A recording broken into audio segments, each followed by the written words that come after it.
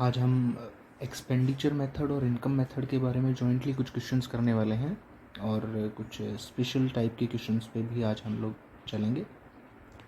तो एक बार थोड़ा सा मैं बेस बता देता हूँ आपको कि क्वेश्चंस किस तरीके से आगे कैसे निकाला जाता है। तो सपोज़ ये एक्सपेंडिचर मेथड है आपके सामने और इधर आपके सामने ये इनकम मेथड है। तो अगर इनकम मेथड से कोई क्वेश्चन आ जाए, सपोज़ आपको इनकम मेथड में निकालना पड़ जाए mixed income of self employed, तो अब ये mixed income of self employed कैसे निकलेगा। तो पहले तो आप ये समझिए कि 3 स्टेप होते हैं: compensation of employees, mixed income of self employed और ऑपरेटिंग सरप्लस। अगर कंपनसेशन ऑफ एम्प्लॉयज़ नहीं दे रखा है तो 2 चीज़ों को ऐड करो, एक तो वेजेस एंड सैलरी और एक सोशल सिक्योरिटी स्कीम। इन 2 को ऐड करते हैं तो बन जाता है कंपनसेशन ऑफ एम्प्लॉयज़। ऐसे ही अगर ऑपरेटिंग सरप्लस नहीं दे रखा होता है तो इन 4 चीज़ों को ऐड करो, तो ये बन जाता है ऑपरेटिंग सरप्लस। अगर इनमें से प्रॉफिट नहीं दे रखा है तो इन 3 चीज़ों को ऐड करो तो प्रॉफिट बन जाता है। अब ये क्यों ऐड हो रहा है वगैरह वगैरह, तो ये आप प्रीवियस क्लासेस जो हुई हैं उसमें आप देख सकते हैं। उस क्लास में मैंने इसको अच्छे से एक्सप्लेन आपको किया है। उसके बाद जब ये तीनों पॉइंट्स आपके बन जाते हैं, compensation of employees, mixed income of self employed और ऑपरेटिंग सरप्लस, तब जाके अगर आप तीनों को ऐड करें तो हमारे पास बनता है NDPFC। तो हमारे पास बन जाता है NDPFC 1+2+3। 1 stand for compensation of employees, mixed income और ऑपरेटिंग सरप्लस। अब देखिए, मैंने आपको ये कहा था कि अगर मिक्स्ड इनकम आपको निकालनी हो तो ये फॉर्मूला आपको यूज़ करना पड़ेगा, ये इंपॉर्टेंट है। ये तो ऐसा कुछ आपके पास ज़रूर मिलेगा न्यूमेरिकल में जिससे आप ये बना पाए। कुछ भी दे रखा होगा, XYZ कोई भी टर्म, जैसे सपोज दे रखा होगा, ये दे दिया होगा, चलो मान लो, अभी इस मेथड पे मत आना, सपोज GDP MP 2000 दे रखा था, तो इस GDP MP को आप इसमें कन्वर्ट कर लेना। उसके बाद ये कंपनसेशन ऑफ एम्प्लॉय भी बनेगा, ऑपरेटिंग सरप्लस भी बनेगा, मतलब रेंट, इंटरेस्ट, वेजेस, प्रॉफिट सब दे रखा होगा। और ये वैल्यू और ये वैल्यू पुट करने के बाद ये वैल्यू फाइंड आउट हो जाएगी। तो ये एक तरीका था कि भाई मिक्स्ड इनकम नहीं है तो मिक्स्ड इनकम को निकाला जा सकता है। ऐसे ही आप चाहें तो ऑपरेटिंग सरप्लस को निकाल सकते हैं, उस टाइम पे मिक्स्ड इनकम गिवन मिलेगा। अगर थोड़ा सा डिटेल में और जाएं कि सपोज ऑपरेटिंग सरप्लस निकालना होता तो कुछ ना कुछ होता जिससे ये बना लेते, फिर उसके बाद ये दे रखा होता, ये दे रखा होता और हम निकाल लेते ऑपरेटिंग सरप्लस और हमारा आंसर आ जाता। अब इससे भी एक स्टेप आगे न्यूमेरिकल जा सकता है। सपोज अभी तो मैंने ये कहा था कि कैलकुलेट ऑपरेटिंग सरप्लस, तो आप इजीली इस फॉर्मूले से निकाल देंगे। ये पहला केस था। अगर मैं आपसे ये पूछता कि कैलकुलेट प्रॉफिट, तो अब जैसे ये सामने आपके आ जाए तो आप इसे देखिए कि ये है कहाँ पे लिखा जाता है ये। तो हम लोग न्यूमेरिकल में आए और हमने देखा यार ऑपरेटिंग सरप्लस में 4 चीज़ें ऐड होती हैं: रेंट, इंटरेस्ट, रॉयल्टी और प्रॉफिट। मतलब कि हमारा फॉर्मूला ये हो सकता है, operating surplus is equal to rent plus interest plus royalty और प्लस में प्रॉफिट। अब पक्का है कि पहले स्टेप से आपने ऑपरेटिंग सरप्लस निकाल लिया। अब उसी ऑपरेटिंग सरप्लस का फॉर्मूला लगा के आप रेंट की वैल्यू रखेंगे, ऑपरेटिंग सरप्लस की वैल्यू रखेंगे, इंटरेस्ट की वैल्यू रखेंगे, रॉयल्टी की वैल्यू रखेंगे और प्रॉफिट फाइंड आउट हो जाएगा। ऐसे ही अगर आप प्रॉफिट की बजाय रॉयल्टी निकालना होता तो प्रॉफिट गिवन मिलता। मतलब स्टेप वाइज आपका न्यूमेरिकल चलता है। अच्छा, अगर इसमें मैं बिल्कुल डेप्थ में जाऊँ अब और मैं कहूँ कि आप कैलकुलेट कीजिए अनडिस्ट्रीब्यूटेड प्रॉफिट,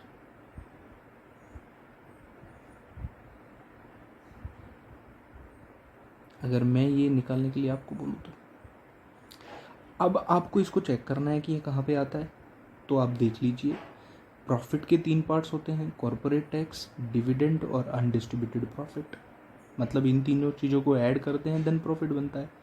तो इसके के लिए हमें एक स्टेप और डेप्थ में जाना पड़ेगा और इस प्रॉफिट इज इक्वल टू हो जाएगा आपका कॉरपोरेट टैक्स प्लस डिविडेंड और प्लस में अनडिस्ट्रीब्यूटेड प्रॉफिट।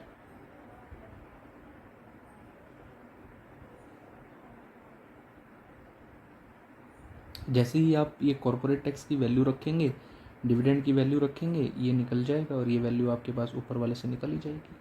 देखिए ये स्टेप्स हैं। अगर सिर्फ ऑपरेटिंग सरप्लस बोला जाए तो इस वाले फॉर्मूले को यूज़ कीजिए, स्टेप्स वही हैं, सेम टू सेम। मैं अलग से कुछ नहीं पढ़ा रहा आपको, कोई नया फॉर्मूला नहीं आ रहा, बस घुमा फिरा के वैल्यूज़ को निकालने के लिए बोल रहा है। ये हमारा पहला स्टेप, ये सेकंड और ये थर्ड, बस तीनों को ऐड करते हैं, ये बनता है। यहाँ से ऑपरेटिंग सरप्लस निकल सकता है। अगर ऑपरेटिंग सरप्लस में आपसे प्रॉफिट निकालने के लिए पूछ लेता बाद में, तो प्रॉफिट निकालने के लिए सबसे पहले तो ऑपरेटिंग सरप्लस ही निकालना ज़रूरी था, तो वो हम लोगों ने कैलकुलेट कर ही लिया है। उसके बाद हम लोग इसको यूज़ करके प्रॉफिट निकाल सकते हैं। प्रॉफिट से फिर corporate tax, dividend, undistributed profit, कुछ भी निकाला जा सकता है। स्टेप्स आपको पता होने चाहिए। अब हम एक्सपेंडिचर मेथड की तरफ चलते हैं। देखिए एक्सपेंडिचर मेथड में भी वही चीज़ें हैं, सारी की सारी डिट्टो, 4 वही स्टेप्स हैं, private final, government final, net export, gross domestic capital formation, सारी की सारी चीज़ें हैं। अगर किसी न्यूमेरिकल में मैं आपको कहूँ कि आप भाई gross final consumption, government final consumption expenditure find out कीजिए, तो आप क्या करेंगे, इस वाले फॉर्मूले को यूज़ करेंगे जिसमें प्राइवेट फाइनल की वैल्यू रखेंगे, गवर्नमेंट फाइनल निकालना ही है, नेट एक्सपोर्ट की वैल्यू रखेंगे और finally gross domestic capital formation की वैल्यू रखेंगे। इन सारी वैल्यूज़ को इधर लाएंगे और ये बन जाएगा आपका गवर्नमेंट फाइनल कंजम्पशन एक्सपेंडिचर। मतलब इस वाले फॉर्मूले से कुछ भी निकाला जा सकता है। आप चाहें तो ये भी निकाल सकते हैं, आप चाहें तो ये भी निकाल सकते हैं, ये भी निकाल सकते हैं, ये भी निकाल सकते हैं। अभी तक के जो न्यूमेरिकल हम कर रहे थे, ये सारे चारों इधर की, मतलब ये जो लेफ़्ट साइड की जो चीज़ें आप देख रहे हैं ये वाली, ये सारी गिवन होती थी और आपको ये निकालना होता था। लेकिन अब उल्टा है, ये कुछ ना कुछ ऐसा देगा जिससे ये कन्वर्ट हो जाएगा। ये बाकी चीज़ें आपको कोई भी फाइंड आउट करने के लिए बोल सकता है। अगर इससे थोड़ा सा, अगर वो जैसे सपोज़ मैं एक एग्जांपल ले लेता हूँ, जैसे सपोज़ अगर मैं कहता कि आप कैलकुलेट कीजिए नेट एक्सपोर्ट को, नेट एक्सपोर्ट को आप कैलकुलेट कीजिए, तो आप ये वाला फॉर्मूला लगाते, ये वैल्यू निकल जाती, ये होता, ये होता, ये होता, ये निकल जाता। लेकिन अगर इससे नेक्स्ट स्टेप में मैं जाता, इससे तो ये वाला फॉर्मूला लगा के अब इसको कर लेते।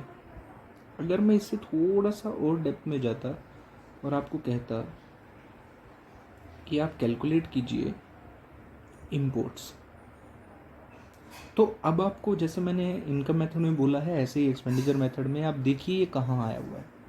तो मुझे फॉर्मूले में नज़र आया कि एक्सपोर्ट माइनस इंपोर्ट, मतलब अब यहाँ पे नीचे ये वाला फॉर्मूला अप्लाई हो जाता, net export is equal to export minus में इंपोर्ट। यहाँ से ये वैल्यू ऑलरेडी निकल ही जाती, ये गिवन मिलता आपको न्यूमेरिकल में और ये फाइंड आउट हो जाता। चलिए थोड़ा सा और बता रहा हूँ,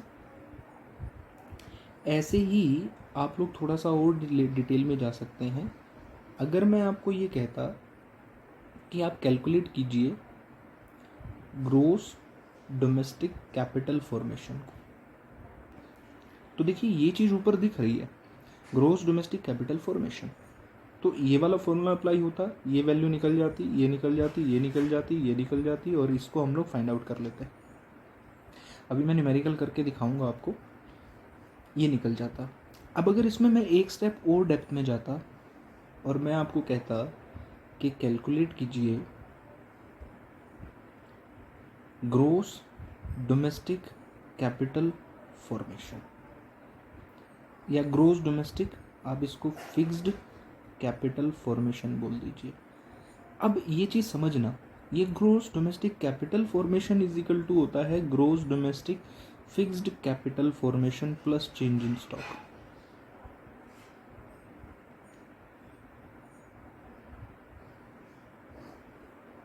ये स्टेप हमने निकाल लिया।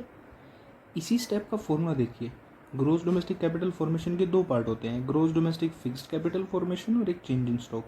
इन दो को ऐड करते हैं और इसी का एक ऑल्टरनेट नेम दे रखा है इन्वेंट्री इन्वेस्टमेंट। तो जैसे ही हम लोग इसको ऐड करेंगे इन दो को, ये निकल जाता है, लेकिन ये तो पहले वाले में निकाल ही लेंगे। उसके बाद ये वैल्यू भी गिवन मिलेगी, ये फाइंड आउट हो जाएगा। अगर ये वैल्यू गिवन मिलती तो आप चेंज इन स्टॉक भी निकाल सकते थे, और अगर एक बार चेंज इन स्टॉक निकल जाए तो आपसे क्लोजिंग या ओपनिंग स्टॉक भी निकालने के लिए बोला जा सकता है कि क्लोजिंग स्टॉक निकालिए। तो फिर आप चेंज इन स्टॉक वाला फॉर्मूला लगा लीजिए, closing stock minus opening stock. तो आपको ओपनिंग स्टॉक ज़रूर दे रखा होगा और ये निकल ही जाएगा ऊपर से, तो ये फाइंड आउट हो सकता है। ये वो टॉपिक है जो CBSE अभी तक पूछ नहीं रहा, कुछ थोड़े बहुत पूछे हैं उसने, बहुत ज़्यादा नहीं पूछता है। 2019 से उसने पूछना शुरू किया है। तो चलिए हम लोग न्यूमेरिकल्स पे चलते हैं डायरेक्ट। आई होप कि ये सारा आपको समझ में आ गया होगा। नेक्स्ट वीडियो में हम इसके न्यूमेरिकल्स की बात करेंगे। इस वीडियो को हम लोग यहीं फिनिश कर रहे हैं। So thanks for watching.